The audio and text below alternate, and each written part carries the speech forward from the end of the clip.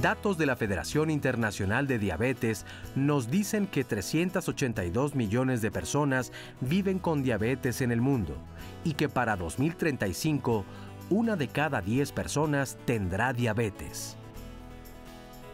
Como puedes ver, la diabetes se ha convertido en un problema de salud pública que requiere de atención urgente.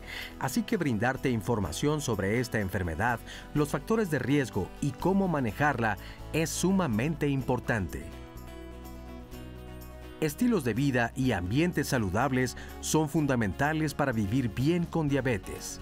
Inténtalo. No solamente es vivir con diabetes, sino también en ocasiones aprender a vivir con un diabético, porque obviamente un aspecto fundamental del tratamiento, de la detención, del control de la enfermedad, es precisamente la dieta.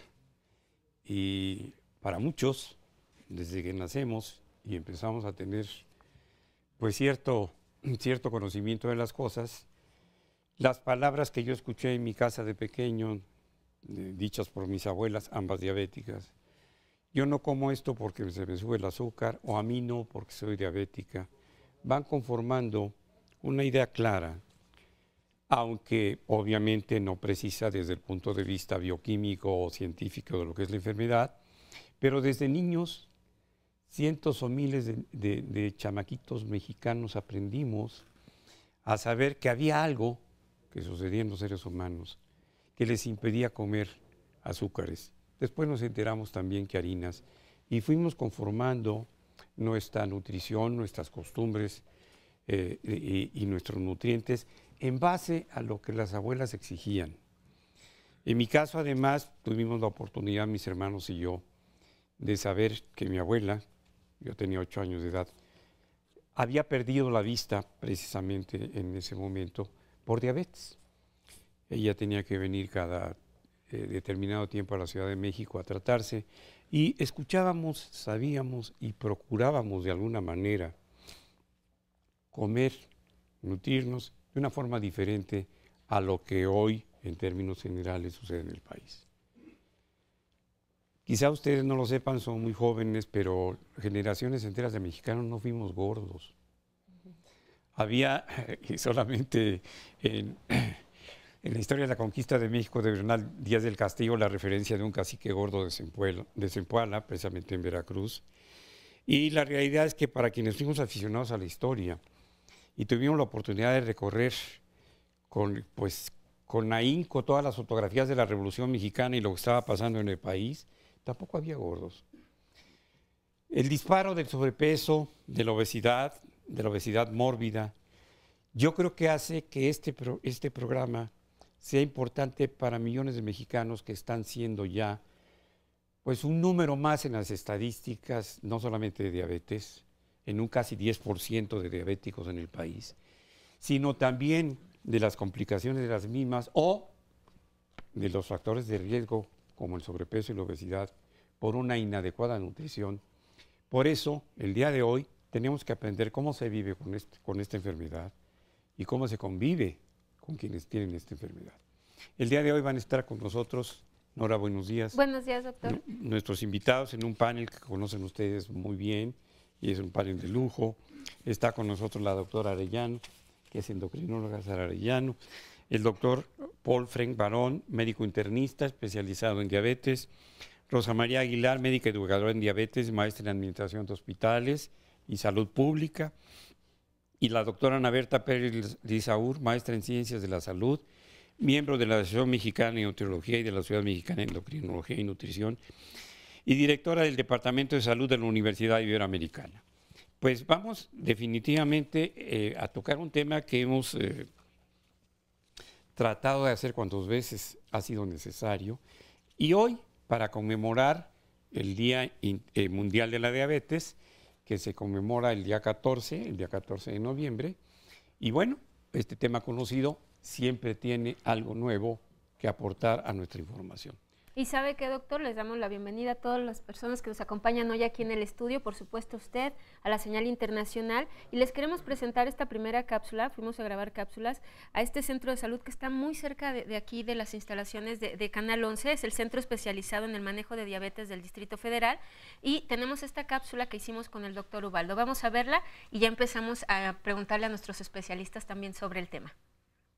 El día de hoy que estamos hablando sobre cómo vivir bien con diabetes, nos venimos a visitar este centro especializado en diabetes y estamos con su director, que es el doctor Ubaldo Herrada, que nos va a explicar cómo funciona, porque aquí hay muchos especialistas, es un tratamiento multidisciplinario, doctor, y lo vamos a ir presentando a lo largo del programa para que la gente sepa en qué consiste, pero primero la bienvenida, doctor, muchísimas gracias, y díganos por qué surge este centro y cuándo surge. Bueno, este centro para atender un problema de salud pública como es la diabetes es una preocupación del gobierno de la ciudad y es una inversión para fortalecer las políticas de salud del Distrito Federal.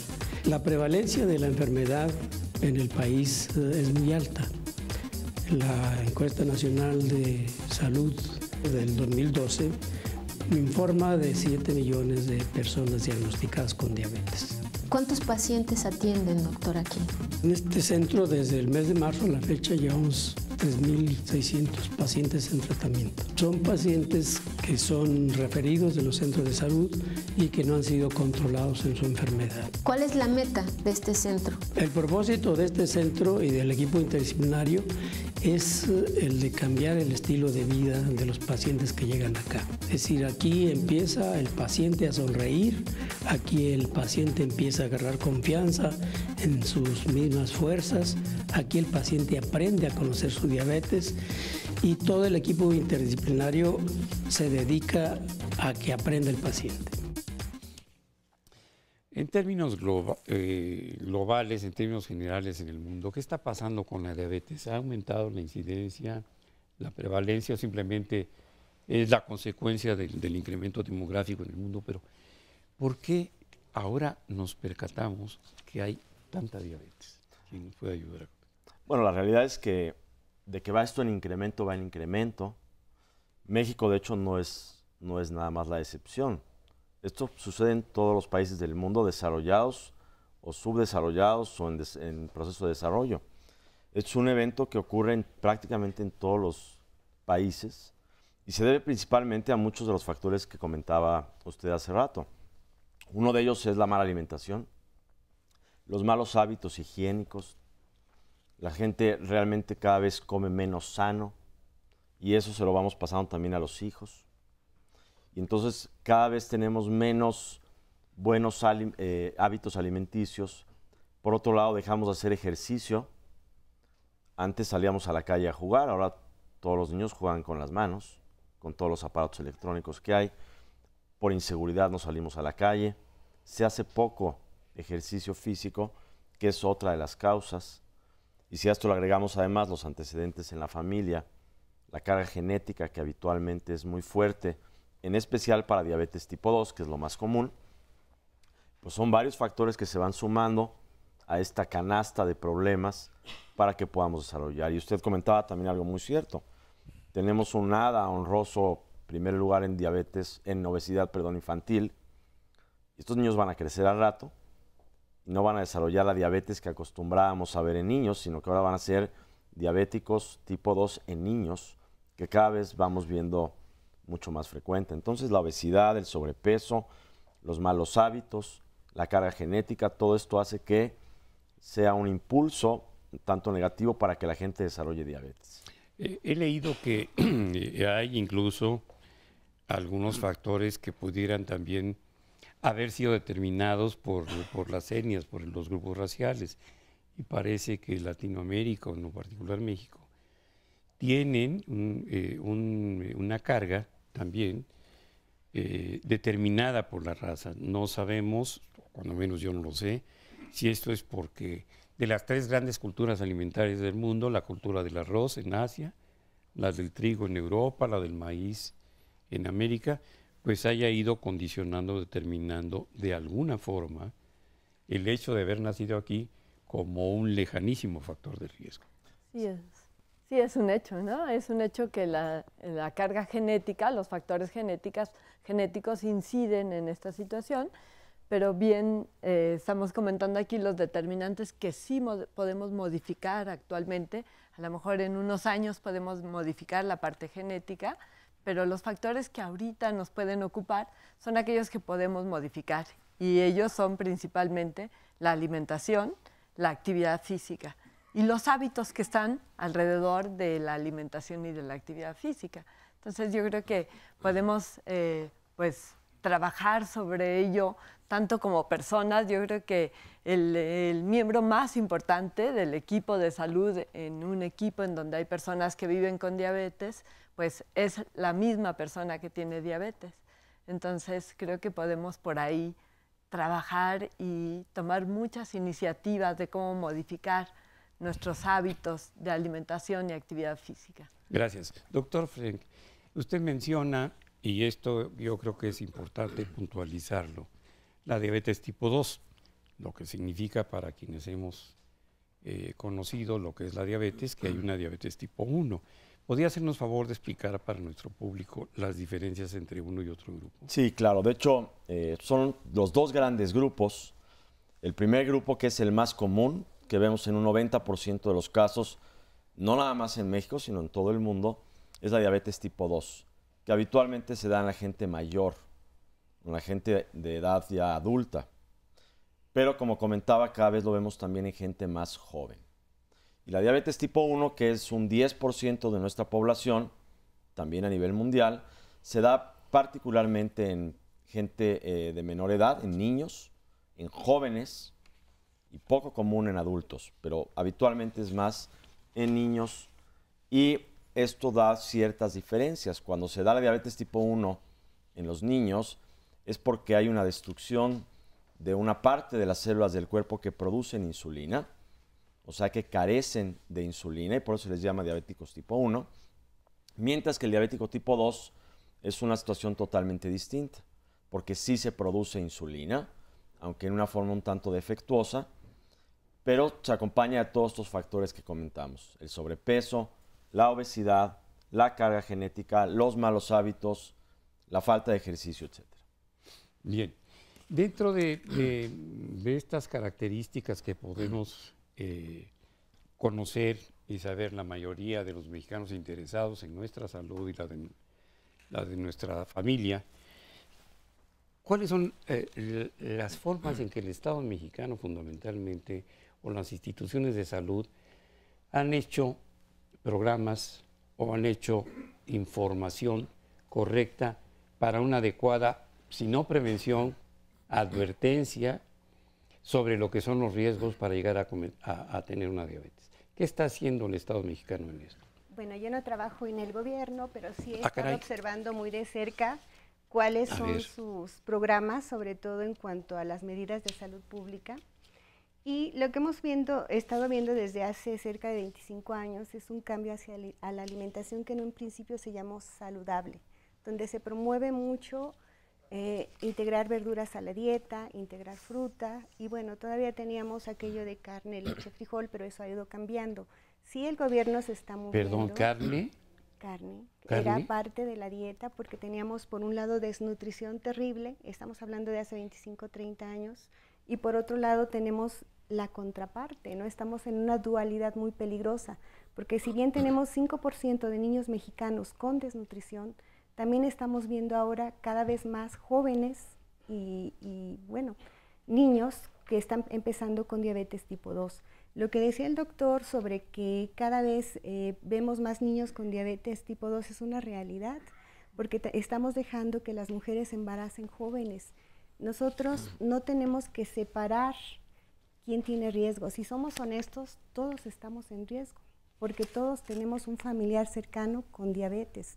Y en diabetes tipo 2, tener ese familiar cercano ya me hace ser una persona en riesgo y ya me debe hacer tomar las medidas pertinentes. la diabetes es un fenómeno tan grande que ha rebasado a todos los gobiernos y nos hemos movido, quizás se piense que de manera lenta, pero el cambio no tiene que venir de afuera hacia mí, el cambio nace en mí. Y yo me debo comprometer a mejorar mi estilo de vida, a comer cada vez mejor, a moverme cada vez más a pesar de los pesares y de las quizás no muchas oportunidades que tenemos. Entonces sí es muy importante pensar que esto no es ajeno a mí, que en algún momento quizás me pueda dar diabetes y ojalá solo fuera con la gente con obesidad. Pero nosotros vemos esas personas asiáticas que son delgadas que también están desarrollando diabetes tipo 2. Algo está pasando, yo creo que esto se va a seguir estudiando, investigando, de hecho ahora se habla de diferentes tipos de diabetes, pero nuestra realidad en México es que va muy asociada a la obesidad y que necesitamos movernos todos, no nada más educar a los niños, necesitamos movernos todos hacia una cultura de prevención, de más actividad física. Y lo que se enfoca en estos momentos como campaña para prevenir diabetes es en una alimentación saludable. ¿Le parece si después del corte hablamos de esta alimentación saludable? Porque justo es en lo que nos perdemos y nos dicen una dieta balanceada también, que a veces no sabemos a qué se refieren. Y pensando también en la economía, ¿cómo le podemos hacer? Evidentemente bajar refrescos y todo. Si usted quiere tener respuestas, comuníquese con nosotros.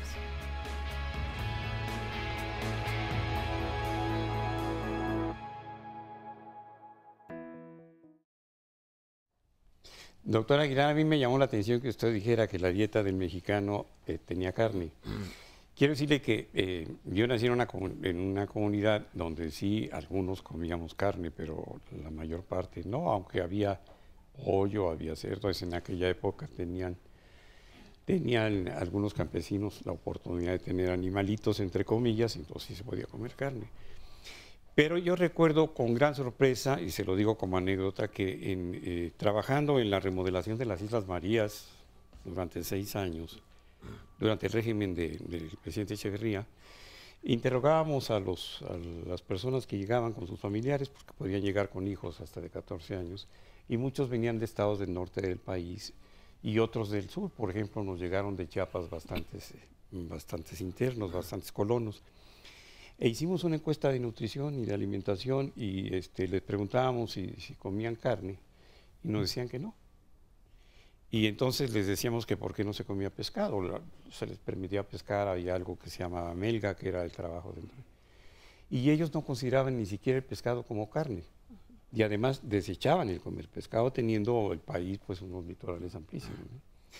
Yo creo que las costumbres también han variado mucho, pero carne no se comía, y era el premio. Y en las familias como la mía, que eran familias tradicionales de una cultura clase mediera baja y algunos de cultura obrera, la carne era para el papá, los hijos al final. Y ahora es al revés.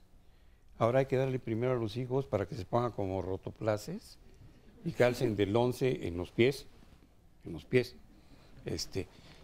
Y primero los chamacos y la señora pues que se conforme con el pan y el café o lo que quiera. Pero sí, yo quise puntualizar que la nutrición era muy diferente. De veras, no se comía carne. Y yo puedo comer quelites todos los días o comer nopales, pues, porque era a lo que estábamos acostumbrados. Nada más quise puntualizar eso porque creo que la forma de nutrirse en el país ha cambiado. Ha cambiado. Y ha cambiado. Yo creo que muchos saben que gracias a la televisión, pero a la cobarde y comercial, no a esto. Y regresando, les vamos a dar la palabra a nuestras especialistas también para que vayan acotando esto, porque vamos a ver una cápsula. Ahora que nos fuimos a este centro especializado, la verdad es que grabamos varias cápsulas porque el tratamiento de la diabetes es integral y es lo que le queremos presentar a lo largo del programa. Por eso entrevistamos también a un podólogo, porque desafortunadamente empieza a haber complicaciones y uno de los más afectados son los pies. Vamos a ver de qué se trata.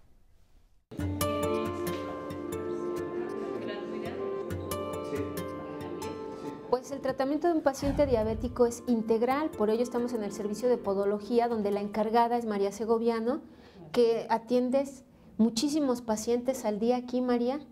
Sí, entre 7 a 8 pacientes al día. Doctora, ¿por qué un paciente diabético tiene que venir al servicio de podología? Porque muchas veces pierden la sensibilidad. ¿Y eso qué provoca? úlceras en los pies, porque no se dan cuenta a tiempo de la lesión que tienen, no les causa ningún dolor y por lo mismo no se atienden a tiempo. ¿Cuáles serían los tratamientos para un paciente diabético? Bueno, eso ya es integral, ya es con el médico internista, son curaciones, son antibióticos. ¿Es por mucho tiempo los antibióticos? ¿Sí se recuperan? Sí, sí se llegan a recuperar, sí puede ser mucho tiempo también. Ahorita también aquí tenemos la cámara hiperbárica que también ayuda mucho a la curación de las úlceras. Depende del grado de úlcera también. ¿Cuáles serían las consecuencias si un paciente diabético no se trata el pie diabético? La consecuencia de no tratar un pie diabético es la amputación. ¿Se pensaría nada más que ustedes también pueden recomendar cómo cortarle las uñas a un paciente diabético? Claro, aquí se les recomienda más que nada limar las uñas, no cortarlas. Por lo mismo que las corta uñas, tijeras, alicatas les pueden ocasionar una lesión. Y en cuanto a la callosidad que luego se les genera en los pies, ¿qué les recomiendan hacer? Se mandan a ortopedia para una plantilla, se les recomienda el zapato adecuado, hidratar muy bien sus pies. Esto es diario, revisión diaria de pies. ¿Y con esto habría prevención? Claro. Pues este es uno de los cuidados que se debe tener, ya lo vimos. Lo que se pretende es no llegar a esta complicación, doctora Arellano, porque usted estuvo mucho tiempo en una institución pública y desafortunadamente los pacientes llegan en condiciones de verdad ya muy deplorables. ¿Nos quiere contar de esto y qué es lo que ha pasado de que usted está en esta institución? Porque si bien decía el doctor, y en los comentarios también nos lo dicen, efectivamente la alimentación ha cambiado y ha cambiado muchísimo. Y esta cuestión que nos decía la doctora de responsabilidad, la verdad es que hay campañas, pero no asumimos esta corresponsabilidad los pacientes. Bueno, con esto que tú acabas de terminar, Nora, creo que es el principio, es lo más importante. Todos tenemos que asumir una corresponsabilidad con nuestra salud. Yo siempre les digo a los pacientes que la salud no nos cuesta. Como no nos cuesta, no la cuidamos. Y cuando la perdemos, cuesta mucho y probablemente nunca la recuperemos. Efectivamente, se pretende desde un principio que quitar todos los factores de riesgo o disminuirlos al máximo posible. ¿Cómo? Ya los pusieron, tanto Paul como la doctora, con una alimentación que irán viendo en este momento y con hábitos de vida. Pero con hábitos de vida en la familia, como lo decía el doctor. No mandar al niño a que corra, a que juegue, a que nade. No, vamos la familia. Es la red más importante de apoyo del paciente. Todos vamos a hacer ejercicio. Todos comemos la misma comida. Todos hacemos llevamos a cabo los mismos hábitos. Una vez que esto no se pudo hacer y se desarrolla la enfermedad, tratar de tenerla en el mejor control posible. Yo les digo que sí se puede. Y claro que se puede. Nada más es cosa de un compromiso del paciente, la familia y el equipo médico. Vamos a hacer un contrato. Ustedes cumplen su parte y yo la mía. Si no, yo puedo llenarlos de medicamentos y de cosas, de recomendaciones. Si ustedes no lo cumplen, vamos al fracaso. Y cada día se va complicando el paciente. Tenemos que entender que los niveles altos de glucosa circulan por todo el organismo y lo que dañan es el árbol vascular. Y en segundo lugar, obviamente, al dañarse el vascular, específicamente en los pies, también se daña el árbol neurológico, o sea, todos los nervios que van a inervar esos pies, los vasos.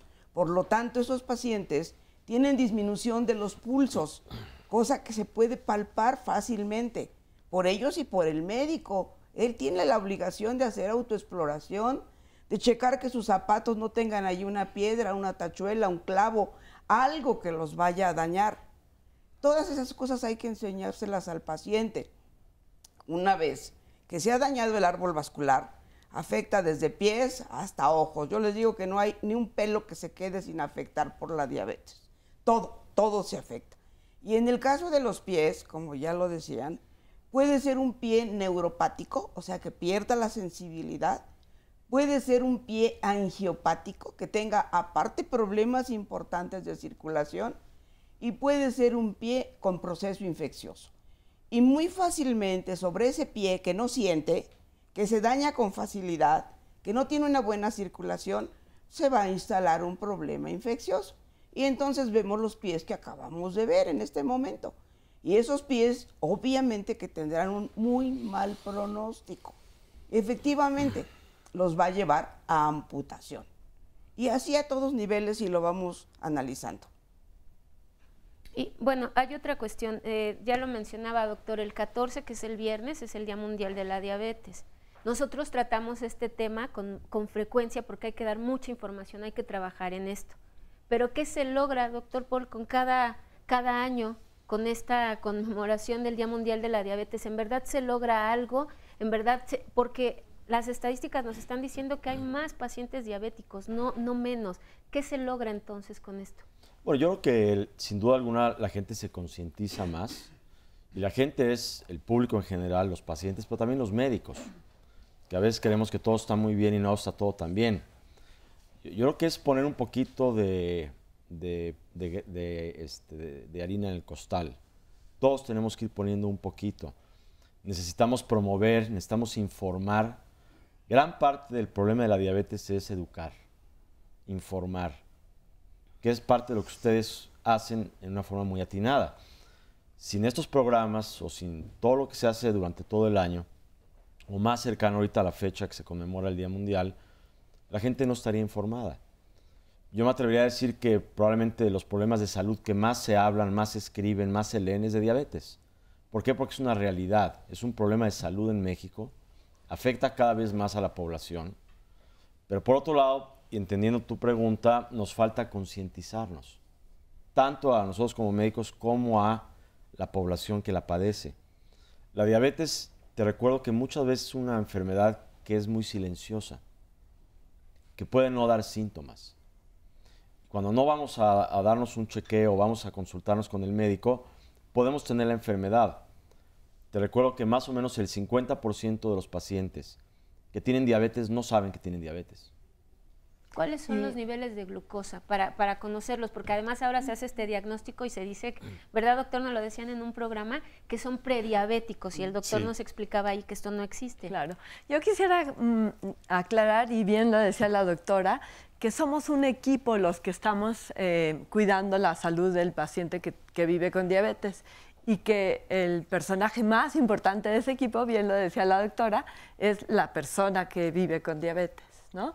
Es ella quien tiene que hacer un esfuerzo con su familia, que es pues las personas que están alrededor de ella, con su comunidad, que puede ser el lugar donde trabajamos, o en el caso de los niños, la escuela, quienes en conjunto estamos buscando una mejoría o un buen control de la diabetes.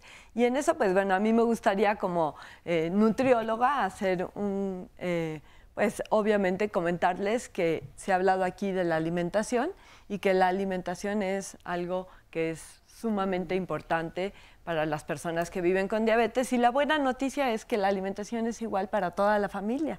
Entonces, tiene que cuidar un poquito más la persona que vive con diabetes su alimentación, pero en realidad somos la familia, el entorno donde trabajamos o donde vamos a la escuela, en donde tenemos que cuidar esto. Y la Encuesta Nacional de Salud y Nutrición del 2012 nos marca muy bien que en cuanto a proteínas, el mexicano en promedio, obviamente no estamos hablando de nuestros hermanos indígenas que consumen muy poca cantidad de carne, consumen proteína a través de las leguminosas y los cereales, pero se quedan cortos en nutrimentos pues más de origen animal, ¿no? Pero sin embargo, en cuanto a proteínas, vamos a decir que el mexicano consume en promedio una buena cantidad. La situación está en la cantidad de azúcar que hemos ido modificando. Es decir, hemos cambiado nuestra dieta, como ha salido aquí en varios momentos, y hemos cambiado nuestra alimentación y hemos incluido mayor cantidad de azúcar en muchos productos. El azúcar no solamente está en lo que le agregamos de azúcar a los alimentos, sino en lo que está escondido en las galletas, en los pasteles, en las bebidas, en el agua de frutas que hacemos en casa, en muchos productos en donde el azúcar juega ya una cantidad muy importante. Por lo tanto, pues tenemos que hacer un esfuerzo en disminuir la cantidad de azúcar de nuestra dieta, aumentar la cantidad de verduras. Cuando hablamos de verduras, hablar mayor cantidad de verduras que de frutas, y si hablamos en la cantidad, pues más o menos 5 raciones, ¿no? 3 de verduras y 2 de frutas, por lo menos, y que nuestros cereales pues sean con menor contenido de azúcar. Doctor. Había preguntado Nora sobre las cifras normales de diabetes que pueden expresarse en un examen, y a mí me ha llamado la atención cómo durante años, yo cumplo este año 50 años como médico y 44 como médico psiquiatra, y las cifras que yo siempre conocí fueran 80 a 120 miligramos por milímetro cúbico, y de repente ya no es así, igual con algunas cifras del colesterol total. Y hay una parte que nosotros llamamos prostitución de la industria médica, que tiene que ver con la industria farmacológica más que nada, y yo me pregunto si se han descendido los niveles que se consideraban normales, cuando menos de estos dos elementos, la glucosa o el colesterol total, o qué pasa, por qué se tuvieron que bajar, o si esta es una medida muy recomendable y cuáles son las cifras que actualmente se consideran como normales. Claro, de hecho es tal cual lo que comenta, doctor. Cuando yo era estudiante, hace ya unos ayeres, hacíamos diagnóstico de diabetes cuando las cifras de glucosa estaban en 140, en ayuno. Hoy esas cifras han bajado a 126. Yo no dudaría que en un par de años bajen todavía más. Estoy casi seguro que eso va a pasar en un futuro. Y también podemos hacerlo después de los alimentos, 2 horas después de que comemos. Si tenemos cercano a los 200 de glucosa, hablamos que el paciente tiene diabetes. ¿Por qué estas dos cifras? Porque muchas veces podemos tener una cifra de glucosa en ayuno normal, vamos a poner en 110. Ya había dicho que 126 para hacer diabetes. Y a lo mejor tengo 110 y digo, ya me salvé. Pero al principio de la enfermedad, la glucosa que se altera no es la de ayuno. Es la glucosa después de los alimentos. Entonces esa hay que checarla. Yo puedo tener 110 en ayuno o 105 y digo, está normal. Y si le hago una 2 horas después de comer y me sale en 205, cambia totalmente. Sí tiene diabetes el paciente. Entonces es muy importante checar las dos y no nada más una vez. Por lo menos repetir para estar seguros que efectivamente el diagnóstico es el correcto. Gracias, doctor. Vamos a ir a otro corte y regresamos para seguirle presentando cápsulas para el cuidado de los pacientes diabéticos, pero también para ver si existe esta cuestión de ser prediabético, porque ahora que vamos, la mayoría somos prediabéticos. Vamos al corte.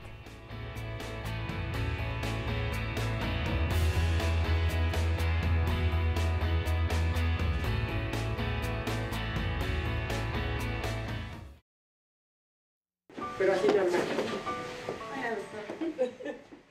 La diabetes mellitus es una enfermedad que con frecuencia encontramos en los pacientes que tienen insuficiencia arterial, que tienen algún grado de obstrucción en el sistema circulatorio. Nosotros observamos que estos pacientes tienen un envejecimiento prematuro de su sistema circulatorio.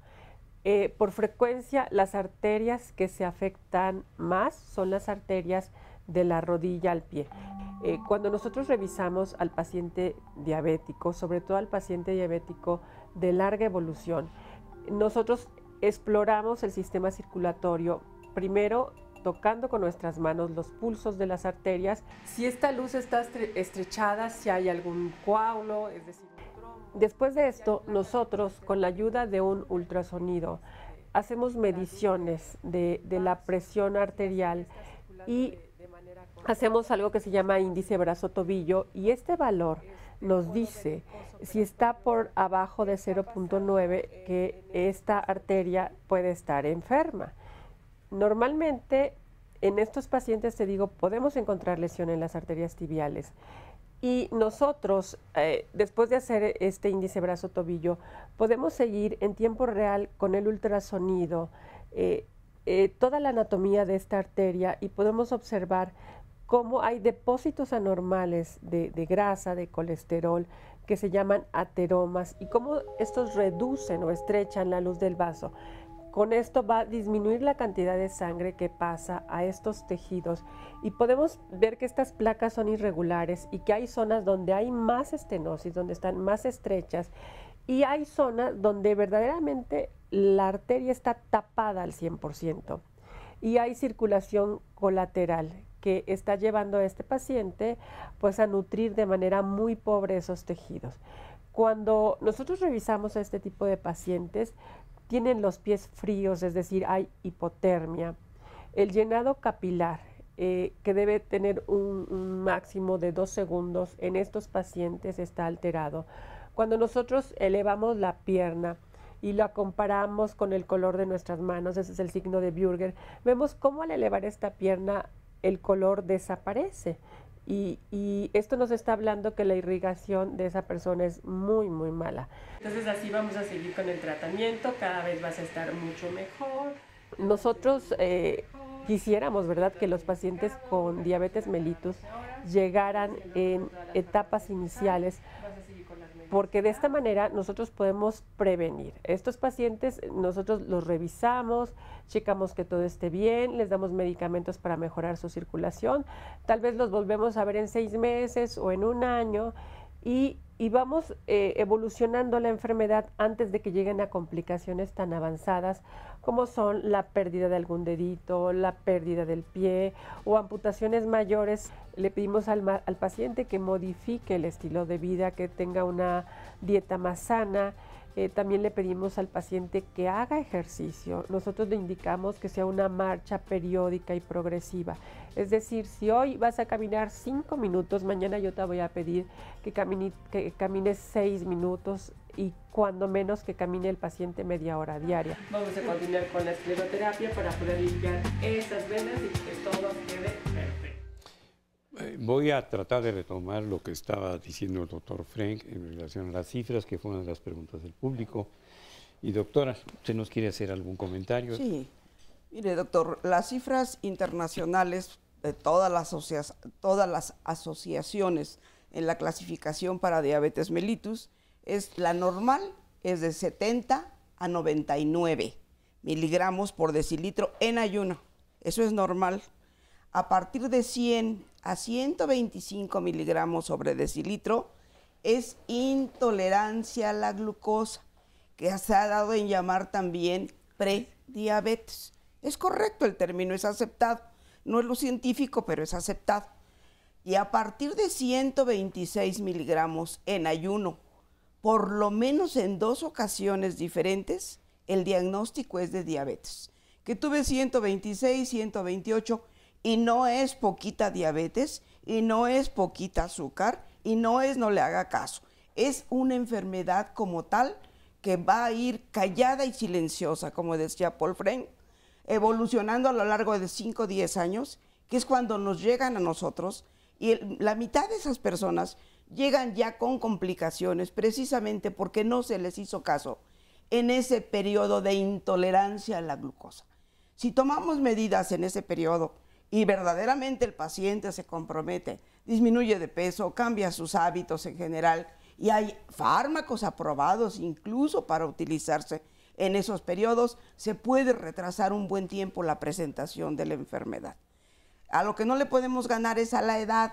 Y ahí con edad, sí, conforme va subiendo la edad, que es otra de las cosas por las que ha crecido el número de diabéticos en México, es porque va apareciendo diabetes, pero ahí es un desgaste natural del organismo. Ahora, postprandial, el postprandio, o sea, hasta las 2 horas después de que hemos comido, el 140 es normalito. O sea, nadie que no tenga diabetes lo rebasa.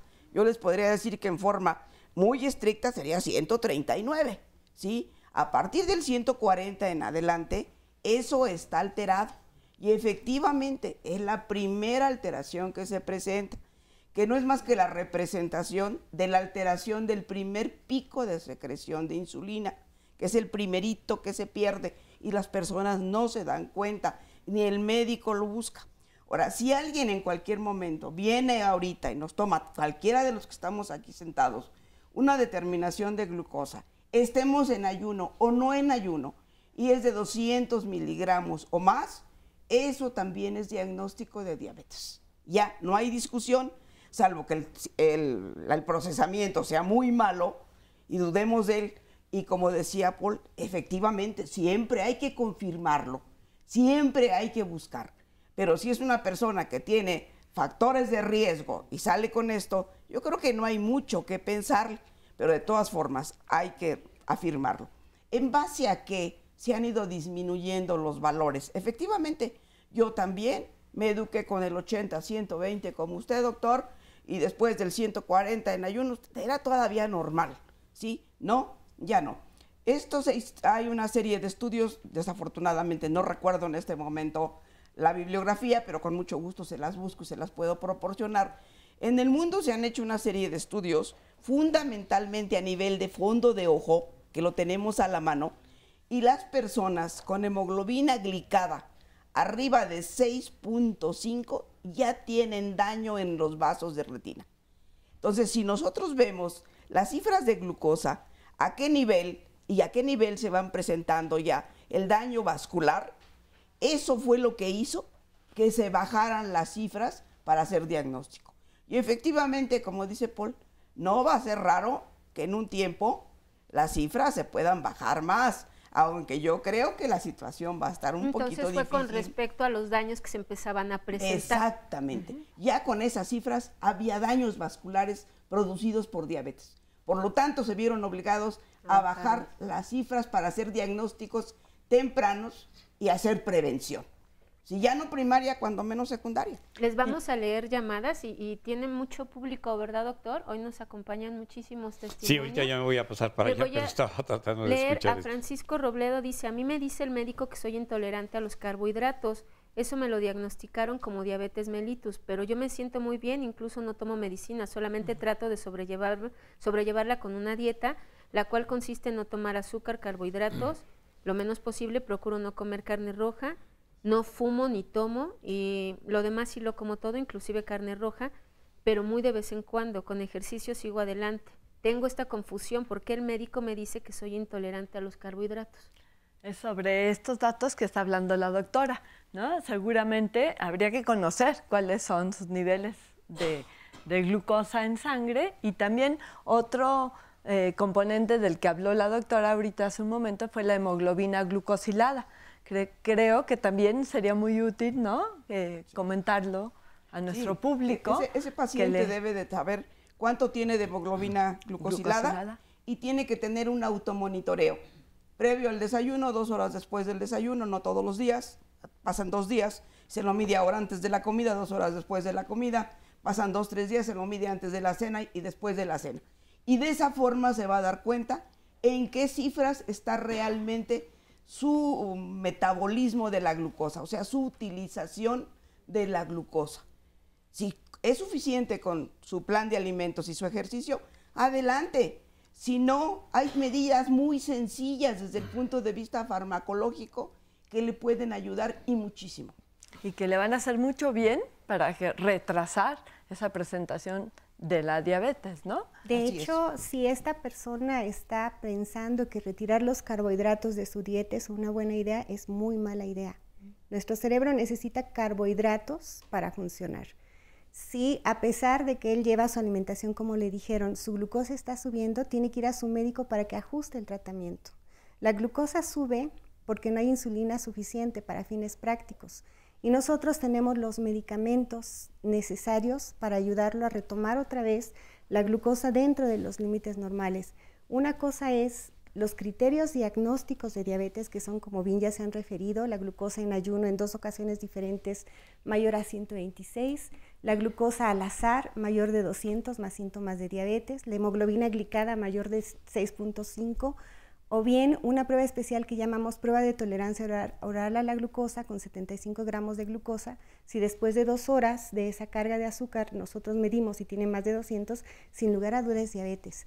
Pero el intermedio entre lo que es normal y no es diabetes da lugar a la complicación macrovascular, y tiene que ser tomada seriamente y tenemos que hacer los cambios necesarios, que son más sencillos que esperarnos a que nos dé diabetes. Tenemos aquí la llamada de Alejandra Trejo, dice: mi esposo es diabético, su descontrol empezó hace 5 años y hace 3 presentó sangre en orina, a veces es muy poca, las 4 veces que ha entrado a urgencias en el IMSS no le han dado el pase, le hicieron un ultrasonido por la sangre en la orina y le encontraron un quiste seroso en el epidídimo derecho y uno en el izquierdo, aparte de quistes serosos en los riñones y piedras, y aún así no le han dado el pase para la especialidad.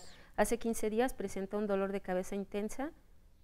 Cabe mencionar que su abuelo murió de cáncer de próstata, mi papá también es diabético y también presenta los dolores de cabeza y murió por un infarto cerebral. ¿A dónde le pueden realizar un examen para saber por qué son los dolores de cabeza, si están relacionados con la diabetes? Y lo pueden canalizar a algún hospital de especialidades de salud pública. Ella nos habla de Catepec de Morelos. Bueno, aquí es un caso que tiene varios padecimientos.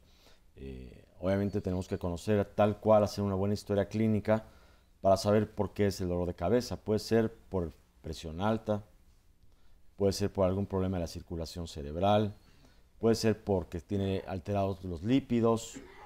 Vamos, pueden ser muchísimas cosas. Es muy difícil poder establecer un diagnóstico sin conocer directamente a la persona.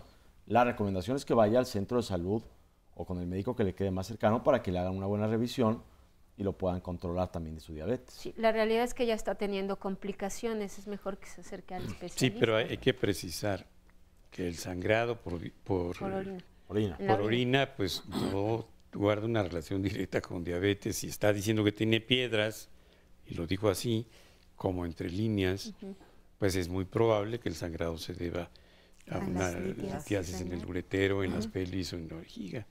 Además, tiene quistes que son quizá de origen congénito y el público se va a confundir, va a pensar que cuando hay sangre en orina eso es equivalente a diabetes y no es cierto. Pero sabe que, doctor, es lo confundido que están los pacientes también, ¿no? Con todas estas cuestiones. Mire, yo creo que no están confundidos, sino que no tienen esta especie de virtud que se llama asertividad.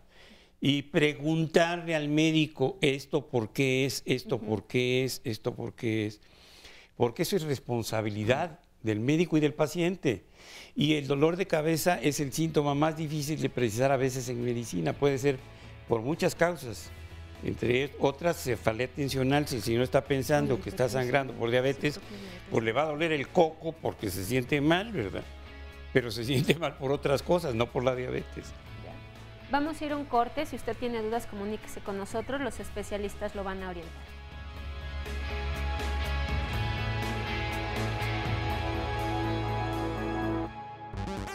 Es muy importante que desde un inicio que se le hace el diagnóstico de diabetes al paciente, acuda a su valoración oftalmológica, porque muchas veces ya puede haber un daño en su retina sin que el paciente se haya dado cuenta que ya lo tiene. Eso va a depender mucho en cuanto a la evolución y el tiempo que tenga con la enfermedad. El daño del paciente diabético en la visión va a estar en relación al tiempo que tenga con la enfermedad. Generalmente después de 10 o 15 años con la enfermedad ya vamos a tener un daño en lo que es la retina del ojo, en los vasos y arterias que conforman nuestro ojo. Y esto me va a ir afectando paulatinamente la visión del paciente. Él va a desarrollar una patología que se llama retinopatía diabética. Esta retinopatía va a ocasionar ceguera al paciente si no se le da el tratamiento oportuno y se le detecta a tiempo. La prueba inicial es su visión, ver qué tan afectada está la visión del paciente. Después de esto se procede a la toma de la presión del ojo y hacemos una valoración del segmento anterior del ojo. Posteriormente a esto aplicamos gotas que son para dilatar la pupila del ojo y de esa manera poder hacer una valoración más interna de la retina en su totalidad y valorar qué grado de retinopatía está presentando el paciente. Todo lo que es la irrigación y vascularización de la retina es la que va a presentar alteraciones. Hay diferentes grados de retinopatía diabética. Una retinopatía diabética que es inicial, en la cual solamente se le tiene que hacer su valoración al paciente cada 6 meses para ver si hay alguna progresión de la retinopatía. Y ya cuando tenemos una retinopatía diabética ya avanzada, ya severa, ya proliferativa, entonces ya ahí tenemos que dar tratamiento con rayo láser. Realmente se les indica que cada año el paciente diabético debe de estarse valorando por el oftalmólogo para detectar a tiempo cualquier problema en su vista y sobre todo que la retinopatía diabética no siga avanzando.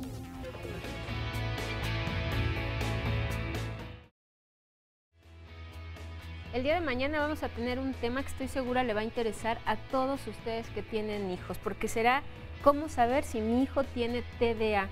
Y es que aquí en Diálogos estamos conscientes que hay muchos mitos en torno a este trastorno por déficit de atención y ahora todos los niños o la mayoría de los niños que son inquietos en la escuela tienen hiperactividad. El día de mañana los especialistas nos van a hablar cuáles son el diagnóstico certero para saber que nuestro hijo tiene de verdad este trastorno y sobre todo qué tratamientos existen. Así que no se lo pierda a las 9:30 de la mañana, lo esperamos con Cristina Jauregui y ahora vamos a ver un resumen de lo que nos han dicho nuestros invitados sobre la diabetes y después una cápsula.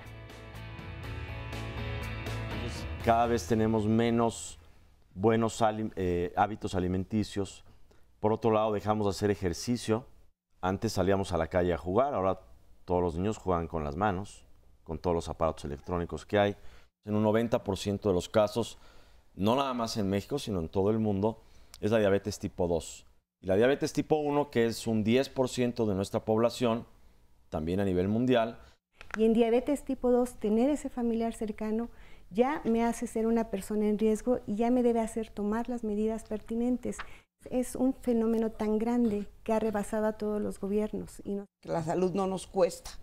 Como no nos cuesta, no la cuidamos. Y cuando la perdemos, cuesta mucho y probablemente nunca la recuperemos. Los niveles altos de glucosa circulan por todo el organismo y lo que dañan es el árbol vascular. También se daña el árbol neurológico. O sea, que se ha dañado el árbol vascular afecta desde pies hasta ojos. En el caso de los pies, como ya lo decían, puede ser un pie neuropático, o sea que pierda la sensibilidad. Puede ser un pie angiopático, que tenga aparte problemas importantes de circulación. Y puede ser un pie con proceso infeccioso. Que más o menos el 50% de los pacientes que tienen diabetes no saben que tienen diabetes. Y hemos incluido mayor cantidad de azúcar en muchos productos. La diabetes es una epidemia mundial. Una diabetes, cuando está bien controlada, no tienes realmente mucho riesgo de complicarte. Si tus niveles de glucosa, viviendo con diabetes, están en límites adecuados, no vas a tener complicaciones. El 10% de las personas que viven con diabetes son las únicas que están bien controladas. Quiere decir que el 90%, 9 millones de mexicanos, viven en descontrol con esta enfermedad. Esas personas que viven con un mal control de su diabetes van a tener diferentes tipos de complicaciones. Por un lado, las que se llaman macrovasculares, que son las de los grandes vasos, los cerebrovasculares, los de las piernas y las de corazón. Una persona que vive con diabetes mal controlada, en el 65% de los casos va a morir de un infarto. Pero antes de morirnos, podemos tener complicaciones que se llaman microvasculares. Microvasculares son los pequeñitos vasos que son afectados por las hiperglucemias o altos niveles de glucosa, que pueden ser la retinopatía diabética, que es la principal causa de ceguera en los adultos, la neuropatía diabética, que es la principal causa de amputación de miembros inferiores no traumáticas, y por último, la nefropatía diabética. Nefropatía diabética es la principal causa de falla renal terminal. Los riñones van dejando de funcionar. Una de las vías para llevar a cabo la función renal en una forma artificial sustitutiva es la que se hace más frecuente en México, que es la diálisis peritoneal. En menos frecuencia, porque es mucho más cara, la hemodiálisis. La diálisis peritoneal consiste en insertar a nivel del ombligo un catéter, que es un catéter elástico, que la gente lo va a tener ahí permanentemente.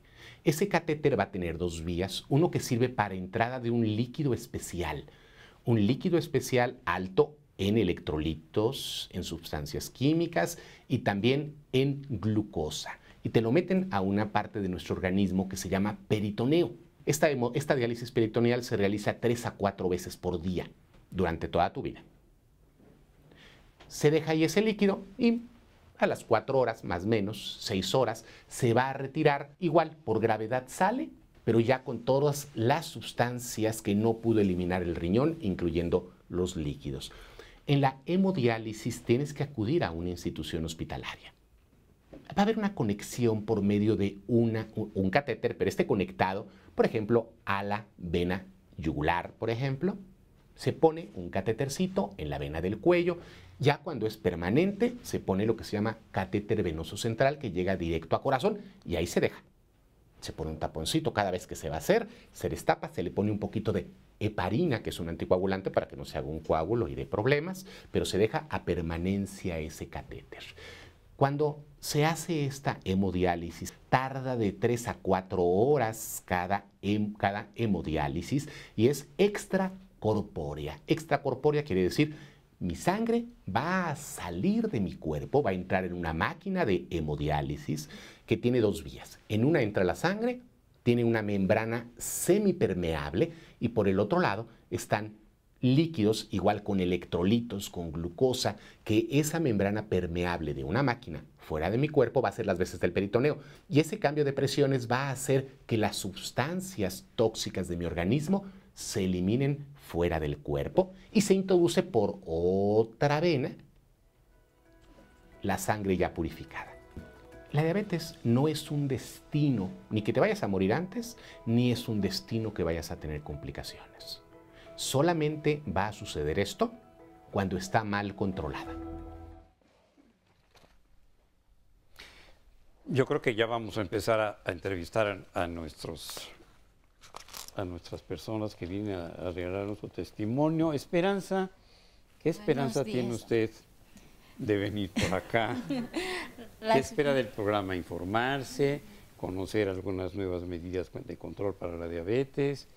¿O...? Pues casi todo, doctor. A ver. En primera, pues vengo para tomar un poquito más de conocimiento porque pues realmente estaba muy atrasada en conocimientos básicos de que nunca iba yo al médico.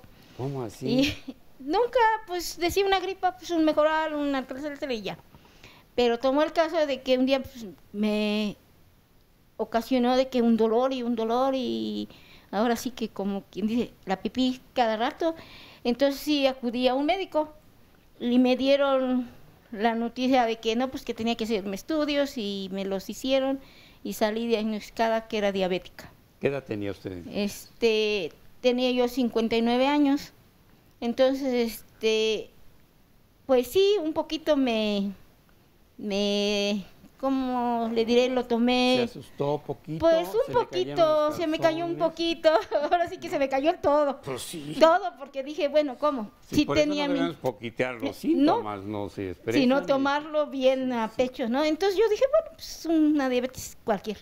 Pero ya cuando me dijeron, no, pues que sí, ya usted la diagnosticó diabética, entonces sí, se me cayó todo el ánimo. Oiga, perdón, entonces acudí. ¿Qué sería una diabetes cualquiera? Porque a mí nada más... Porque ahora sí que yo la tomaba como en broma, porque pues, siempre... Sí, me hacen así. Decía yo, ay, ¿qué me va a hacer tanto si no tengo eso? No es posible. Pero ya el caso de que ya me vi más mal, acudí al centro de salud, entonces ya ahí empecé a tomar reacción, empecé a un grupo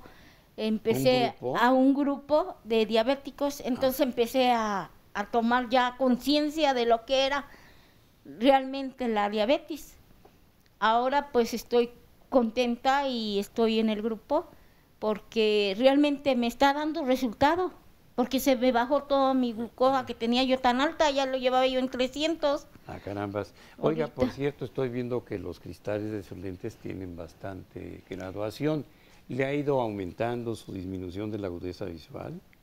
Un poco, doctor, y realmente yo no he acudido al oculista. Hasta ahora, apenas que ya tomé conciencia, me mandaron al hospital para que me vea al Gustavo, ¿vas? Para que me me vean mis ojos, porque ahí en el grupo que fui a la caminata, de que me encontró, me invitó el señor Guadalupe. Ayer fui al Zócalo, pero fui a la calzada de Tlalpan. Ya está cobrando conciencia. Ya, sí. Entonces yo ahí tomé conciencia y me revisaron y ahora me dicen que tengo catarata. Y digo, porque es que no tuve conciencia de acudir antes al médico. Bueno, pero las cataratas podrían haber aparecido por cualquier razón. Ya cuando empieza uno a sobrepasar los 10 años de edad, pueden empezar algunas cosas así también. Las cataratas, ¿se la relacionaron en su caso con su enfermedad de la diabetes? No, todavía no, ciertamente no. Bien. No, doctor, porque le digo que no había yo acudido hasta ahora que tengo conciencia, y ahorita tengo 3 años constantes de estar yendo, porque sí iba a consultas y trataba por la presión alta. Tengo como 20 años con presión alta, pero no... ¿Y cuántos años lleva de casada para verlo? No, de casada tengo 43 años. Con razón. Sí. La mala vida, doctor. Años, sí, ya pesan, doctor. Sí, pero ya no tienen tanto. Sobrepeso y obesidad. Y luego los años que tengo y el marido que tengo, pues no... Es igual que yo, de inconsciente. Él tiene más años con la diabetes y no... Ah, ¿también es diabético? Sí, él es diabético. Sí, también. Pero él es más, ¿negligente? Sí, porque él sí, de aquí no se cuida más. Me dice pues que... Gracias a Dios, de una vez que se descuide completito. Se le quita un peso de encima y le baja la glucosa. No, porque si no, entonces, ¿quién me mantiene, doctor? No, realmente tomé conciencia.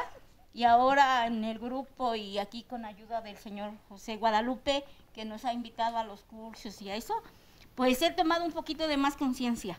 Ahorita mis niveles de azúcar pues me ha bajado, ahorita estoy bajando de 104 a 110 y así, y ahora pues la glucosilada se me bajó, tenía yo 9, entonces ahora que me la hicieron, pues me dio gusto porque salí en 6. Ah, muy bien. En 6. Pero estamos viendo aquí a doña Irma que la acompaña. A ver, hágame usted favor de que... Pásese para acá, para acá, para acá, para acá, para acá, para acá. Sí, para ahí. Porque doña Irma sí veo que sus ojitos están semicerrados. ¿Qué le pasó? Bueno, mire, este ojito yo lo perdí desde niña. ¿Cómo así? Desde niña Pero ya me han operado. ¿Pero qué le pasó? ¿Por qué lo perdió? Porque me dicen que me tiraron desde 3 meses de una cama de unas literas, que me caí y me pegué en el nervio. ¿La tiraron o se cayó? Me caí. No sé si me tiraron. Estaba yo chiquita, yo no me acuerdo. No, pues eso claro, me platican. no eso me platican pero mis padres. Si usted se acuerda cómo era su mamá, padres. sí podemos sospechar qué pasó. Entonces, ¿Sí? pues, pero ya fue, como ya falleció, pues ya, doctor. Gracias a Dios. Y mi papá también, ya fallecieron. También mi papá también tuvo diabetes. ¿Sí? Y entonces me tiré, ahora sí que ¿Pero me operaron. qué pasa con el otro ojo? Con doctor, pues sí veo, doctor, con me ayudó mucho. Porque la lente es como de 8 dioptrías o más. Sí, es que pues me van aumentando cada día más. ¿Y eso con qué guarda relación? ¿Con algún padecimiento como la diabetes? ¿O La diabetes. ¿Desde cuándo padece diabetes? Tengo 22 años. 22 años. ¿Y qué ha hecho para sentirse bien? Pues y nomás para dieta, sobrevivir? doctor. Nada más dietas, ir al doctor, checarme. Pero nada más con ir al doctor no se controla, ¿no? No, pues tengo que, ahora sí que ¿Está mi medicada? familia, sí. Mi familia es la que me cuida mucho. Más mi esposo está duro. No, pues sí. Los esposos tienen que cuidar a las señoras, y no imagínense con la discapacidad doméstica. Y tómatelo y ven, me anda. Si no, ¿quién me va a hacer de comer? ¿Quién va a lavar? ¿Quién va a planchar? Sí, ¿Quién me va a verdad, acostar? doctor, sí. Sí, después para el prau. Pero vamos a ver esto. ¿Qué pasa con su control con medicamentos? Pues me lo estoy tomando. ¿Pero qué? Nada más, pero sí me he sentido mejor. ¿Pero qué toma? Me tomo doctor, estas pastillas y estas Linagliptina. me mandan en el centro de salud. Linadiptina y metformina. ¿Y sus niveles están el día de hoy controlados? Sí, mira, ayer nos fuimos con el señor Guadalupe que nos invitó. El señor Guadalupe nos invitó a está más mencionado que la morenita de, nos invitaron ¿cómo se llama? Nos invitaron al aumento de la revolución. Me tomaron mi prueba de sangre, salí en 113. De mi presión estoy muy bien, me dijeron que estaba yo muy bien, ¿sí? Pues qué bueno, ¿y sus hijos, alguno de ellos heredó o tuvo la carga genética diabética? No, mis hijos todavía no. Todavía sí, no. Mi hija pero no sí lo esperan tenido. que sí lo tengan. Pero falta que pues sí también, Sí, también ¿verdad? porque como se verá todo con doctor. ¿Son gorditas? Mi hija está gordita, un poquito. ¿Y pero no ella le han está salido aquí mucho. como unas líneas muy oscuras aquí en la piel, como negras? Doctor. ¿No? No. Bueno. Bueno, doña Irma, gracias. Y ahora vamos a ver otro caso, porque este es en un joven. ¿Qué andas haciendo por aquí? ¿Eres del Toluca? ¿Toluca? No, sí. No soy de Toluca. Ah, pues es que venía de Diablo Rojo. No. ¿A quién le vas tú? Yo a los Pumas. Ah, pues bien. Pero bueno, ¿qué estás haciendo por acá? Bueno, yo venía aquí más que nada a hacer una pregunta. A ver. Bueno, yo nací con diabetes, tengo 17 años. Nací con una hiperglicemia. Pero a los doctores no les importó mucho y no les... ¿Cómo así? Pues sí, me la controlaron y así seguí ¿No mi les vida. importó mucho? No, pues así seguí mi vida hasta los 10 años, que fue cuando empecé a tener problemas. Oye, pero a los doctores no les importó, pero a los papás... Es que no les dijeron. ¿Cómo así? ¿Entonces cómo te enteraste? Pues ya cuando empezaron a revisar. ¿Hicieron un diagnóstico como retrospectivo o cómo le hicieron? Sí. Está medio difícil eso, ¿verdad? ¿Y qué más pasó? Bueno, a los 10 años ya me diagnosticaron diabetes juvenil, heredada. Mi familia, de parte de mi padre, tiene diabetes o cáncer. O cáncer, bueno, pues está muy bien. Ahorita vamos a ir a un corte y ahorita regresamos con él. Para que nos expliquen los doctores, con debe Carlos. tener diabetes tipo 1, ¿eh? Sí. Regresando del corte hablamos de esto. Siga con nosotros.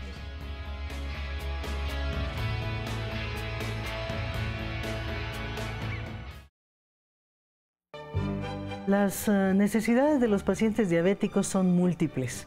Cada paciente diabético es un caso particular. De hecho, yo siempre digo que la diabetes es una enfermedad personal. Hay tantos tipos de diabetes como personas diabéticas. Existen porque en la historia de cada sujeto, cómo desarrolla su páncreas en el vientre materno. Entonces tenemos toda una historia de cada persona para el cómo desarrolla la enfermedad y cómo la sufre.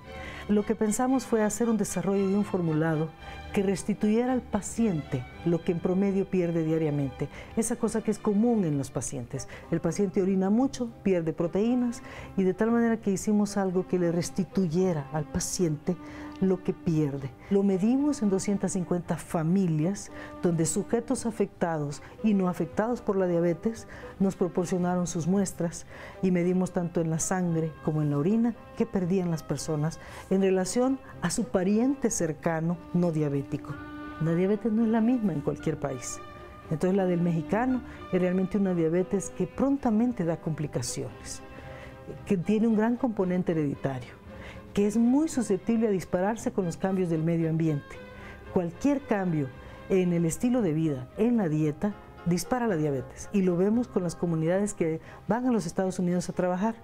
Y de manera muy pronta, muy rápida, que diríamos en menos de 4 años, el paciente desarrolla la enfermedad y las complicaciones. Diseñado para ese mexicano, con diabetes, con las características propias, fue este formulado, medido de acuerdo a su peso, su talla y las condiciones propias de nosotros en México, fue el diseño. Así es que es un formulado en polvo, susceptible de presentarse en cualquier tipo de alimentos. Claro que debe de ser evaluado de acuerdo al pH del alimento o a las condiciones en las que presentan los alimentos.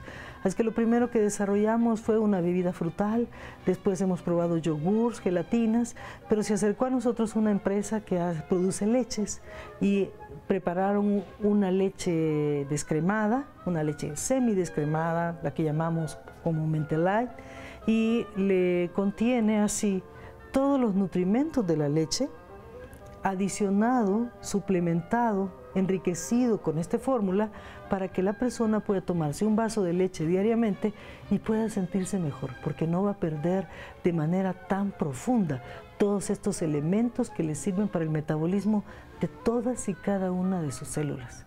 Hoy día se vende en la tienda de la UNAM y en los supermercados que están en la ciudad, estos súper grandes, y existe la venta en todo el país. La marca es Diabetics, es la marca registrada por la empresa, la pasteurizadora de León, que fue la que apostó por este desarrollo. El primer desarrollo que hicimos, que ahora está comercializado, es en leche light. A ver, entonces, Carlos, tú tenías una pregunta para nuestro panel. Sí, bueno, es que... ¿Te diagnostican realmente hasta los 10 años de edad? Realmente hasta los 10 años ya me dicen que tengo diabetes. ¿Y qué síntomas tenías? Bueno, tenía, ¿Te cansabas? me cansaba, me ponía muy amarillo, sudaba frío, me mareaba. Entonces mi mamá, asustada, me llevó al doctor y me hicieron pruebas, me checaron el azúcar y ahí me dijeron que tenía diabetes. Ya después, ya conforme fue pasando los años, me controlaban con metformina y glibenclamida. Después ya siguieron pasando los años y me quitaron la metformina, después la glibenclamida, y me fui controlando únicamente con dieta y ejercicio. Así me controlé bien hasta hace algunas semanas. Bueno, yo también soy epiléptico y bipolar. Entonces... Ay, a ver, espérate.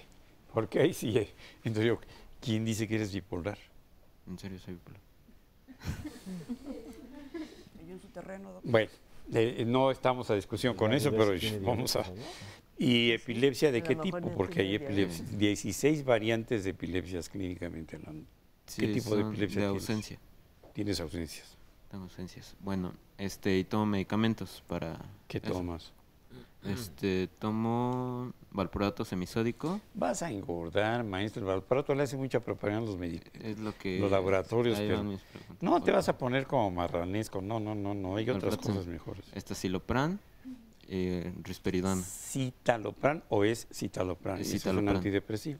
Citalopram y risperidona. Dile a tu psiquiatra que se ponga a leer porque no tienes por qué estar usando risperidona, ¿eh? A menos que tuvieras un cuadro de manía, que seguramente no tienes. Sí. ¿Sí? ¿Sí qué? Sí, tengo cuadros de manía. ¿Quién dice? No, los he tenido. ¿Cuando gana los Pumas o cuándo? Porque no. Pero a ver, vamos a ver, ¿qué pregunta querías tú hacer? En cuanto empecé a tomar la risperidona, me empecé a descontrolar. Ya la dieta y ejercicio no sirven para nada. Que le digas a tu médico que no sabe, que se ponga a leer un poco. No, es que estaba viendo con eso, pero los medicamentos son importantes para mí, porque si suspendo uno de los... Pero hay otra cosa que se llama olanzapina que también te va a dar hambre. Pero a ver, ya hablaremos de eso. Pero ahorita de diabetes, ¿qué quieres? Esa es mi pregunta. ¿Cómo puedo seguir, qué puedo hacer para controlarme de nuevo, para tener de nuevo un buen control? ¿De la diabetes? De la diabetes. ¿O de lo que dice No, de la diabetes. A ver, ¿qué nos dicen? Sí.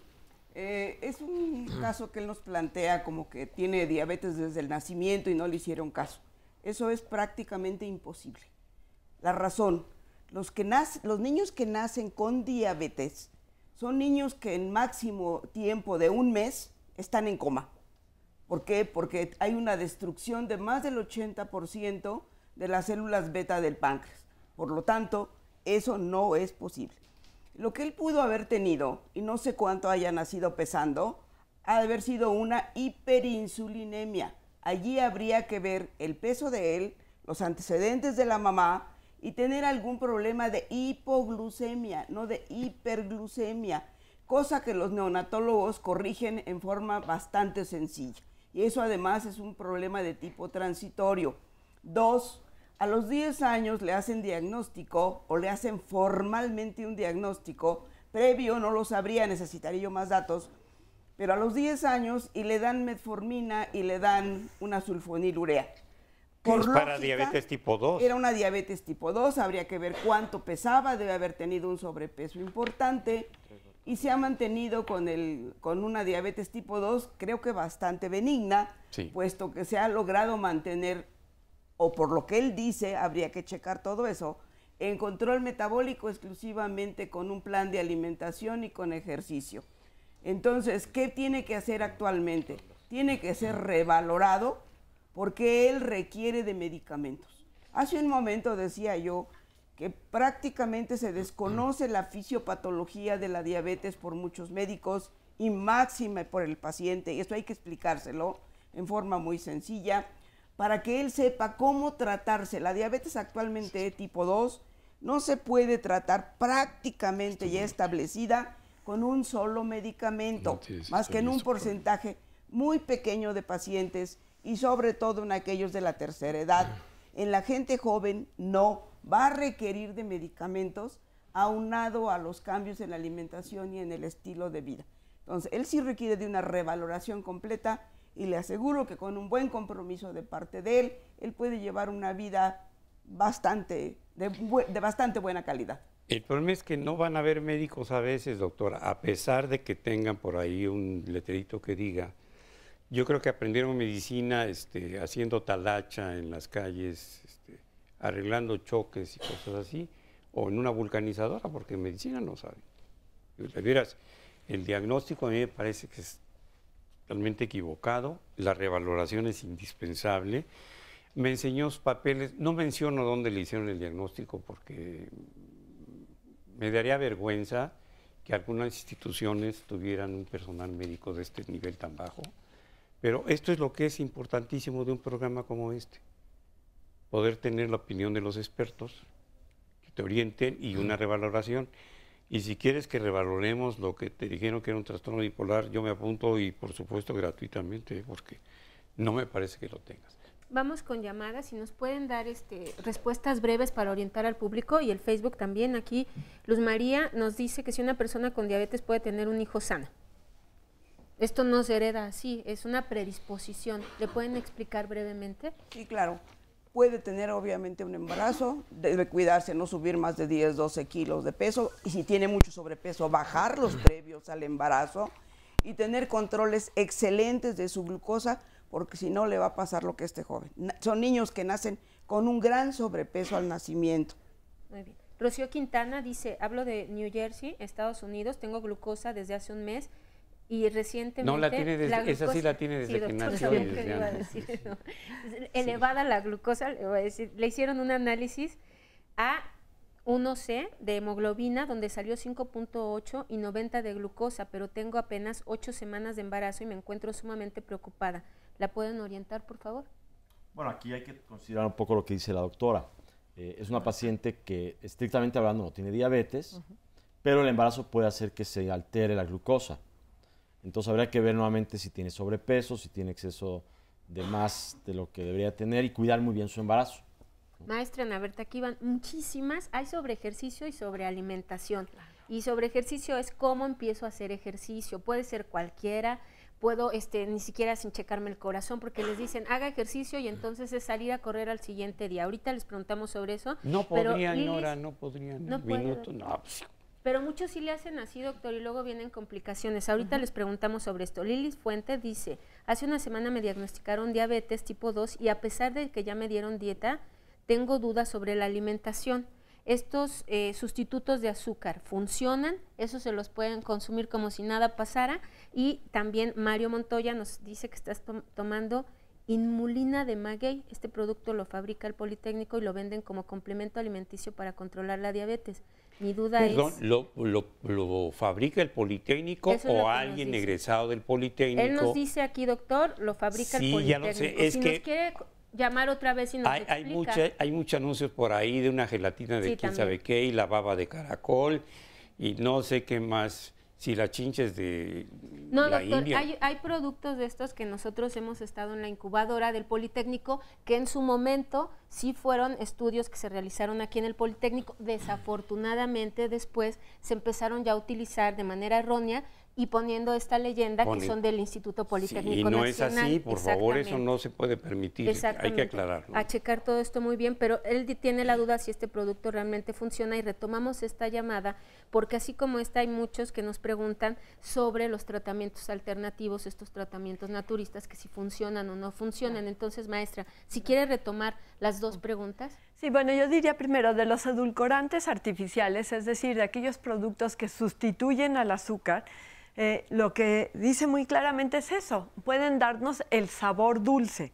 No debemos, y hay muchos estudios en donde hay controversia del uso de este tipo de productos, entonces no hay que tomarlos con exageración. Sí, el adulto puede tomar estos edulcorantes, sobre todo los adultos que viven con diabetes pueden tomar estos edulcorantes para poder tener el sabor dulce, pero nunca exagerando. Recuerden que todo lo exagerado no es bueno. Entonces podemos tomar 1 o 2 productos en nuestra alimentación del día con edulcorantes artificiales. Hay varios, hay unos más naturales, hay otros más artificiales y podemos utilizarlos como adultos. En los niños se recomienda no utilizarlos. No se recomienda porque no hay evidencia a largo plazo, a menos que sea un niño ya que vive con diabetes, en donde podemos ofrecerle mejor calidad de vida, más alegría, más disfrute de la comida, y entonces podemos usarlo. Si no, tratemos de tomar una dieta más equilibrada. Para tomar una dieta más equilibrada, en general, recuerden el plato del bien comer, muchas verduras y frutas, menos cereales y cereales, que son los cereales como el maíz y todos sus derivados, arroz, tortilla, más leguminosas, frijoles, lentejas, habas y pocos alimentos de origen animal, principalmente los que tienen menos grasa, como la leche descremada o semidescremada, el pollo sin la piel, la carne blanca, mucho pescado. Recuerden que tenemos muchas costas y hay pescado de todos precios en nuestro país, entonces tomemos mucho más pescado, mucho más verdura. En cuanto a la inulina es una fibra que se está utilizando como si fuera un prebiótico, es decir, que puede servir en algunos productos en donde baja el índice de glicemia, por ejemplo, o se utiliza en la industria para darle diferentes cualidades a un producto. Yo le diría, no lo tomen como un sustituto de la alimentación. La alimentación lo mejor es que sea completa. Recuerden, tengan en mente en cualquier menú que hagan en su casa de diferentes niveles socioeconómicos el plato del bien comer. El plato del bien comer de verdad tomando verduras y frutas de la estación. Por ejemplo, ahorita la mandarina ya está entrando al mercado, está muy económica.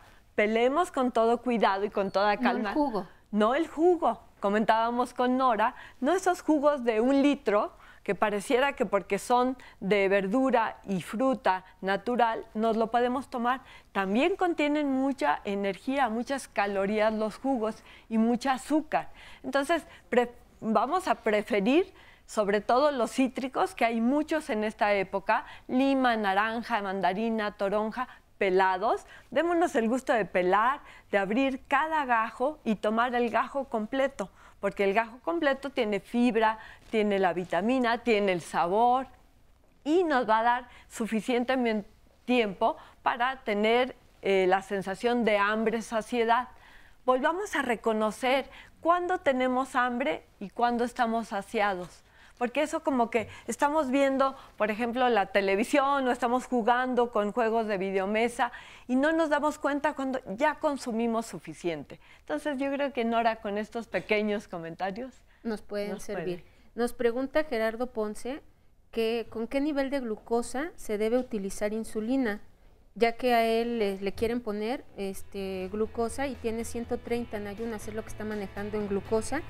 Y la doctora dice que se molestó ya que le dijo que sin un estudio reciente y con una buena alimentación y ejercicio se puede bajar, pero él lo que le pedía es que le pusieran insulina. ¿Cuándo se maneja esto, doctora? La insulinización puede ser desde el momento del diagnóstico. Si el paciente acepta una insulinización temprana, es excelente. Lo único es que qué clase de insulina es la que el paciente va a utilizar y a cuál tiene acceso, ¿sí? Porque actualmente hay insulinas que pueden durar 24 horas, 18, 20, 6 horas, 10 minutos. O sea, tenemos actualmente un menú de insulinas maravilloso, podría yo decir. Pero no todos los pacientes son candidatos a insulina de entrada. ¿Le parece si regresando del corte nos sigue platicando sobre esto? Mucho gusto. Comuníquese con nosotros.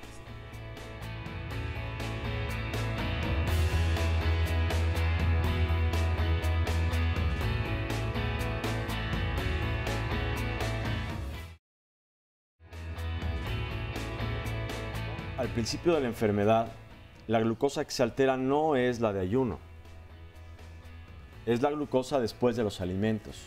La normal es de 70 a 99 miligramos por decilitro en ayuno. A partir de 100 a 125 miligramos sobre decilitro es intolerancia a la glucosa.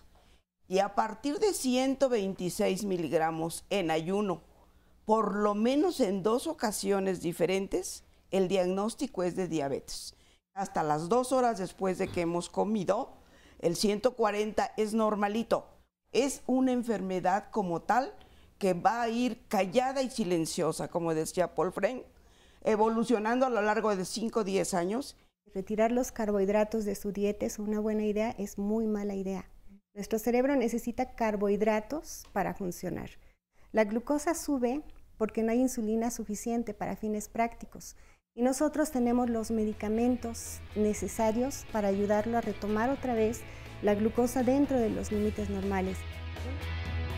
Bueno, tenemos un comentario que puede resultar muy importante para usted que está en el público y quienes nos acompañan aquí el día de hoy, y es de la Asociación Mexicana de Diabetes. De Diabetes. Bueno, mañana vamos a tener el primer foro de la Red Ciudadana por los derechos de las personas que vivimos con diabetes tipo 1. Este foro es una iniciativa de varias organizaciones civiles y educadores en diabetes con el afán de pues ir por los derechos, ¿no?, que nos corresponden en la diabetes tipo 1. Normalmente escuchamos diabetes y pues todo el mundo se piensa en la diabetes tipo 2 y en el caso de diabetes tipo 1 ni siquiera hay estadísticas de cuánta gente vivimos con este padecimiento, cuántos niños o casos se diagnostican al año. Entonces pues hay cosas muy importantes, ¿no? En el sistema de salud muchas veces no se da el tratamiento completo o se utilizan esquemas de insulina muy obsoletos cuando ya existen, como bien decía la doctora, unos análogos de insulina maravillosos, ¿no? Entonces, bueno, pues estamos peleando mucho esto. Va a haber un streaming, una transmisión en vivo que va a ser a través de la página de la Comisión de Derechos Humanos del Distrito Federal, que es cdhdf.org.mx. Esa sí es la que funciona, la otra no. Esa es la que funciona. Sí. Y bueno, va a ser a partir de las 10 de la mañana hasta las 11. Entonces, pues los invitamos a que participen. ¿Pero cómo se participa? Bueno, pueden entrar directamente para que observen este foro. Vamos a hablar justamente de ¿Dónde va a ser? En las instalaciones de la Comisión de Derechos Humanos del Distrito Federal. Las que estaban frente a Televisa, Chapultepec. Frente a Viveros de Coyoacán. Frente a los viveros, con una pared de piedra volcánica. Sí. Sí, justamente ahí vamos a tener el foro y bueno, el espacio es un poco pequeño, pero por eso los queremos invitar a que nos vean a través de internet. Muy bien, y no van a tener pantallas para verse afuera porque efectivamente el auditorio no es muy grande. No, pantallas no vamos a contar esta vez, pero... ¿Y para ingresar? Los que quieran y puedan ir. A los que puedan ir, directamente van preguntando por el foro. Bien. Sobre diabetes tipo Y se pueden ir en el metro, se bajan en el metro Universidad o en el metro Viveros y ya. Y ahí llegan, luego. Pues muchas gracias, espero que allá estén y que podamos pasar esta dirección electrónica si tiene. Bueno, www.cdhdf.org.mx. Bueno, pues muchísimas gracias. Gracias, doctor. Vamos a ver a doña Reina, que está aquí muy callada. No sé por qué. Bueno, ¿Tiene miedo de algo? No, de nada, por eso estoy aquí. Yo tengo 22 años con la diabetes y ya he llegado a tener complicaciones. ¿Cómo cuáles? Como la retinopatía, la hipertensión alta y insuficiencia renal. Carambas. Sí, ya empiezo a tener ya insuficiencia renal. Veo que le faltan algunas piezas dentarias. ¿También se lo han atribuido a la diabetes? Sí. ¿Y qué están haciendo con su insuficiencia renal? ¿Qué síntomas tiene y cuál es el tratamiento? Pues ahorita ya me están dando medicamento y la dieta. ¿Qué consiste en qué? La dieta en comer poco. poca verdura, sin sal. ¿Poca verdura? Sí, poca verdura, porque no debo de comer todas las verduras. Ciertas verduras me quitaron, ciertas frutas también me las quitaron. Y comer poco y sin sal. Porque la insuficiencia renal, si los índices de creatinina están muy elevados, se quitan proteínas sobre todo. Pero, ¿no le quitaron las proteínas? Sí, algunas. Bueno, vamos a ver qué nos dicen los médicos del panel, doctor Frenk, doctoras. Sí, de hecho, acá un aspecto importante es la restricción, como comenta, parte de su tratamiento. Pero creo que aquí, y espero que las nutriólogas estén de acuerdo conmigo, llevar una dieta o una alimentación de diabetes no es quitar, no es dejar de comer, es saber comer. De hecho, un paciente con diabetes debe de comer por lo menos 5 veces al día, 3 alimentos principales y por lo menos 2 colaciones, con las restricciones de acuerdo a cada paciente. En el caso de la señora, evidentemente por su daño renal y por la hipertensión tenemos que limitar un poco más sal, condimentos, proteínas, pero no significa comer menos. Eso es algo muy importante. Todo paciente con diabetes debe de comer normal o hasta más, pero tiene que estar bien orientado para saber qué debe de comer, qué está prohibido, qué no está prohibido, cuánto se puede de cada uno de los grupos alimenticios, pero eso sería parte complementaria, sin duda alguna, al tratamiento médico. De hecho, conocer su diabetes, nos estamos dando cuenta que cada persona manifiesta o expresa su diabetes de una manera particular, incluso en red. Entonces, conocer la diabetes de cada uno es muy importante. ¿Qué tipo de diabetes tengo? Tengo mucha resistencia a la insulina porque, como bien decía el doctor Lamoglia, ya estoy teniendo datos de acantosis nigricans, tengo sobrepeso, tengo obesidad, necesito altas dosis de medicamentos. Si es diabetes tipo 2, ¿en qué etapa del padecimiento estoy? ¿Estoy al principio cuando alimentación, ejercicio y un fármaco es suficiente o 2 fármacos? ¿O ya estoy a más de 10 años cuando ya es indispensable que me pongan algún tipo de insulina? Ahora, los medicamentos no hacen el trabajo por sí solos. 95% del tratamiento es nuestra responsabilidad y tenemos que aprender a hacerlo. Y yo, ¿cómo sé que voy bien? Yo necesito una brújula. Y esa brújula va a ser a través de las herramientas. Y las herramientas que tenemos disponibles nos pueden decir en este momento cuánto está mi glucosa. Y de acuerdo al tratamiento, o de acuerdo a lo que comí, o de acuerdo a lo que hice, si voy bien, voy mal, necesito un ajuste, necesito tratar hipoglucemia o qué hacer. Si eso lo voy haciendo en el día, con el paso del tiempo, entonces yo voy a reducir realmente las complicaciones. Si yo ya tengo una complicación, entonces mi cuidado va a ser más cuidadoso. Voy a tener, sí, más restricciones, probablemente ya no voy a poder ponerle sal a gusto y salero en la mesa como antes me gustaba, pero puedo seguir disfrutando la vida. Y yo les voy a invitar a que no digan no. Si su organismo ya no responde a los medicamentos, si ustedes necesitan insulina, acéptenla. Es 14 de noviembre, el Día de la Diabetes, porque es el aniversario del nacimiento del Dr. Banting, descubridor de la insulina. Son gotas de vida. Si ustedes ven, las agujas, las herramientas que ahora manejamos son muy amigables, son microagujas. Nada que ver con una jeringa convencional en donde yo veo esto y me desmayo, ¿no? Incluso tenemos herramientas que ya no nos hacen que necesitemos sacar de un frasquito el medicamento. Tenemos herramientas a las cuales les podemos adaptar una aguja y hacer de manera muy sencilla la aplicación, pero tengo que aprender a usar mis herramientas, tengo que ir a preguntar. Conozcan su diabetes, comprendan su diabetes y contrólenla, hagan sus chequeos periódicos para que sepan dónde van. Y entonces con ese acúmulo de información ya pueden ir con su médico y decir, doctor, esta es mi diabetes, esto es lo que comí, así se está comportando mi glucosa, tengo este tratamiento, ¿qué ajuste requiero?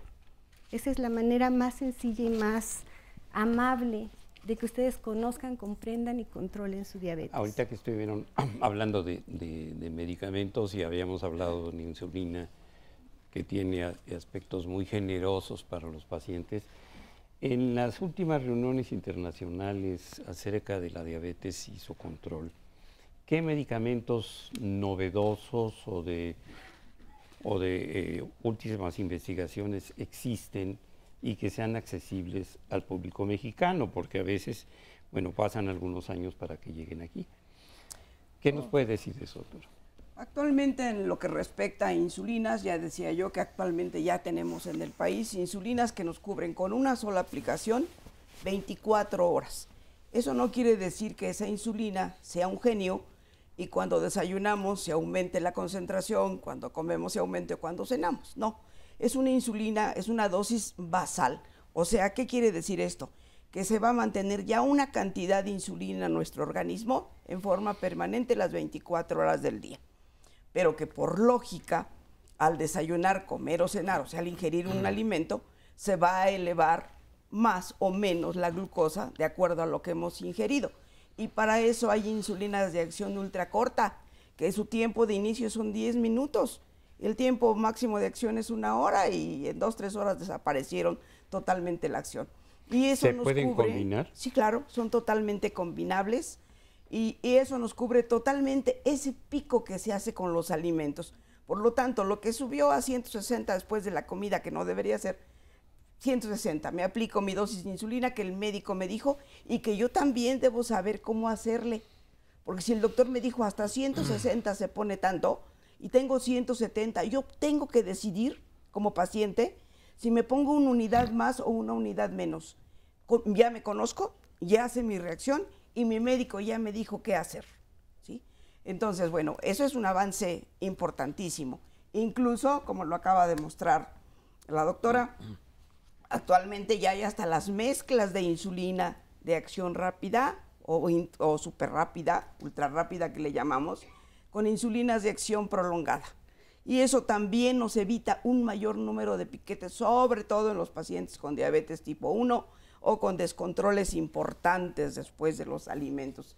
Y además que también ya vienen de lo que llamamos las plumas, que es un instrumento maravilloso para ya no estar dependiendo de la jeringa forzosamente y que la verdad, créanme, y yo se los demuestro a mis pacientes, no duele la aplicación. Es más, casi ni se siente. Y ah, caray, ¿ya me la puse? Sí, porque las agujas actualmente son de 4 milímetros, ¿sí? Las recomendadas 4 o 5 milímetros, las que más se recomiendan, de forma tal que son avances importantes. En cuanto a los medicamentos orales, pues también han tenido avances sumamente importantes, y yo le puedo decir que allí la situación que tiene que entender el médico es que tiene que recetar de acuerdo a las alteraciones que la diabetes causa, o sea, de acuerdo a la fisiopatología. Y esto lo tiene que conocer todo médico desde primer contacto. Son 8 los sitios que hasta el momento sabemos se alteran cuando se presenta la diabetes.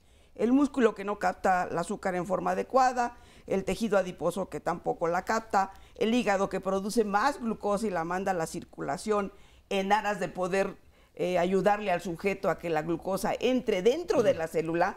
O sea que acá afuera puede tener 300 de glucosa que andan circulando y dañando la circulación, pero dentro de cada una de las células no hay, incluyendo el sistema nervioso que tú decías. El sistema nervioso requiere 125 gramos de glucosa diariamente para llevar a cabo su metabolismo. Y es tan malo que ande con, ahora 300, ya sé qué le pasa a algunos con personajes. 300 de glucosa, y eso satura ese sistema nervioso y por lo tanto no funciona en forma adecuada, ¿sí? Ahí hay receptores que se alteran en forma importante. Está también el intestino.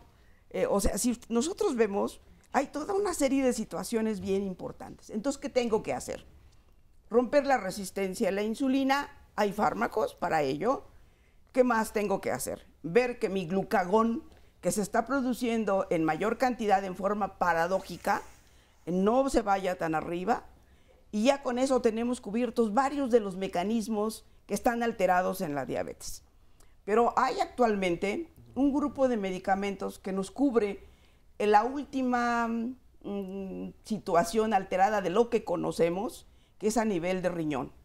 El riñón produce glucosa, produce 20-25 gramos al día, ¿sí? O sea, no es así nada más, produce y lo produce porque está pasando por el riñón, la sangre se filtra a través del riñón, a través de la nefrona, y pasa al túbulo, en donde hay una serie de transportadores que hacen que esa glucosa que está pasando por allí se reabsorba, la vuelve a tomar y la vuelve a mandar a la circulación. Y entonces es un círculo vicioso en donde no acabamos, porque estamos dando por un lado unas cosas, pero no acabamos de quitar lo que el riñón está haciendo. Y no lo hace de mala fe, simplemente no es tan sabio para poder quitarlo.